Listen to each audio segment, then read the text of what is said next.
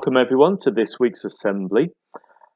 This week's assembly isn't coming from my office, it's coming from my lounge, as we've just been out for a walk, and before that we're on our doorsteps remembering the fallen in the wars that have happened: First World War, Second World War, Afghanistan, Iraq, and stood on our doorstep with neighbours on our street. And I imagine a lot of you have brought things associated with the poppy for Remembrance Sunday.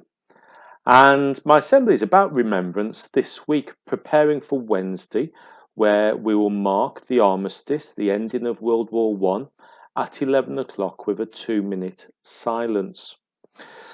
But my focus of the assembly today isn't the men and the women who gave up their lives and sacrificed their life for the freedom of others.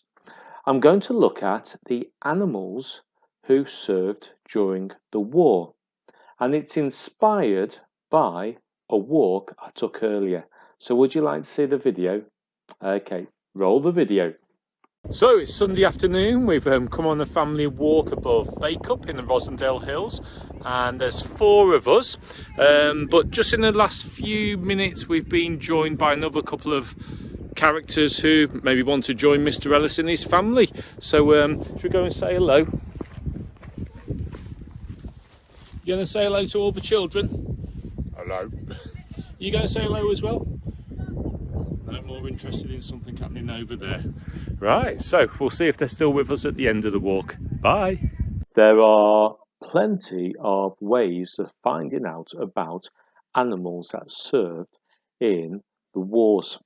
In fact, in some of the reading on the internet this afternoon, I found out that there's a special medal for bravery, for what they call conspicuous gallantry or devotion to duty for animals who have served with armies.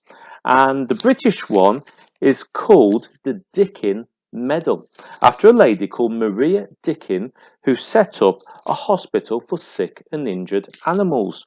It was called the People's Dispensary for Sick Animals, the PDSA.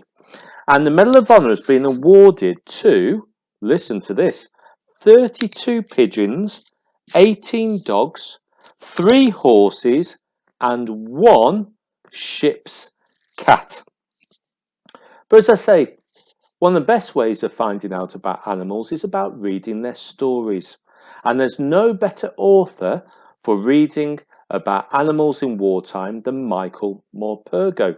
And some of you might have read his books. So let me tell you 4 books that you can get in the library in your town that you can read. So the first one is called Adolphus Tips. Here it is. And it's got a girl called Lily who lives in Devon in a place called Slapton Sands. And there are thousands and thousands of American troops there getting ready to invade France towards the end of World War II. And the story follows Lily and her cat, who's called Tips. Won't tell you anything else and give away any of the story.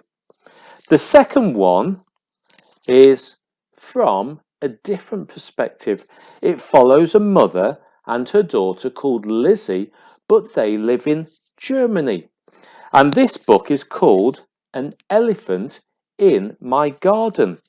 And it tells a story towards the end of the World War again, when Lizzie and her mother try and escape, firstly, the bombing that was happening in Germany at the time by the RAF, but also the Russian army coming from the east. But they're having to escape with an elephant from the local zoo. The next one is a very famous one. It's been made into a movie and a very successful theatre show as well, and it's called War Horse. And this is based in an earlier war, World War I, over 100 years ago. And it follows a horse called Joey, who is brought by the British Army to France, where it has to serve in the awful conditions of the trenches, and it follows the attempts of its owner Albert to bring back the horse Joey safely to Britain. But I'm not going to tell you how it ends. You'll have to read the book. And the last one comes right up to a modern war in the country called Afghanistan.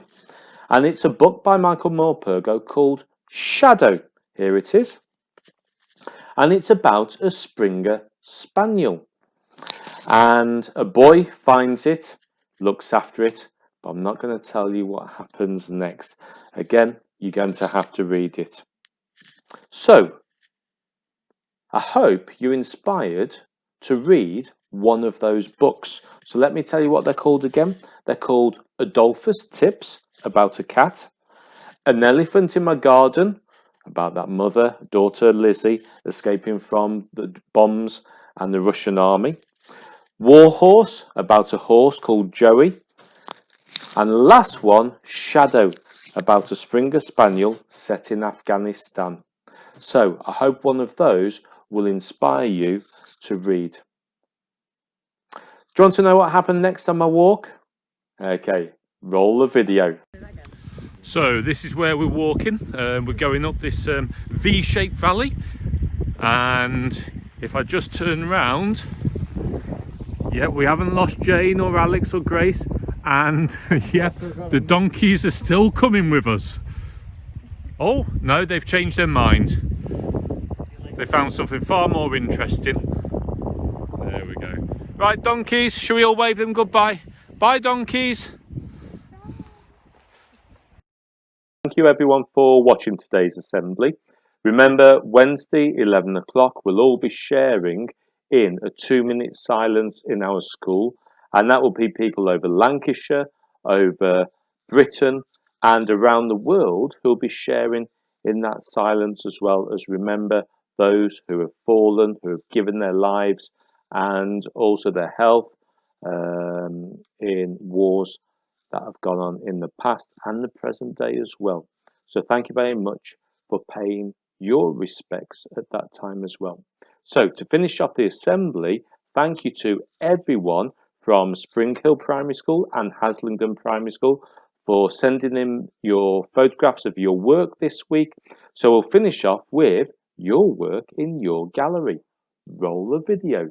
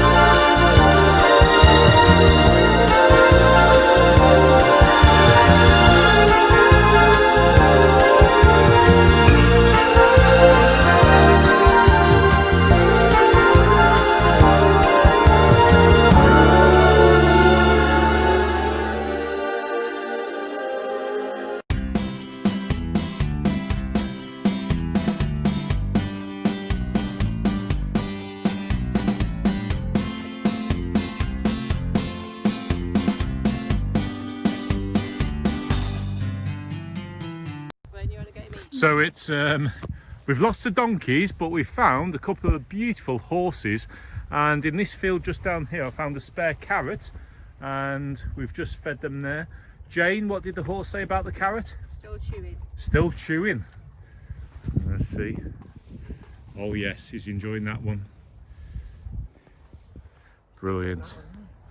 Not a bad day to be out for a walk.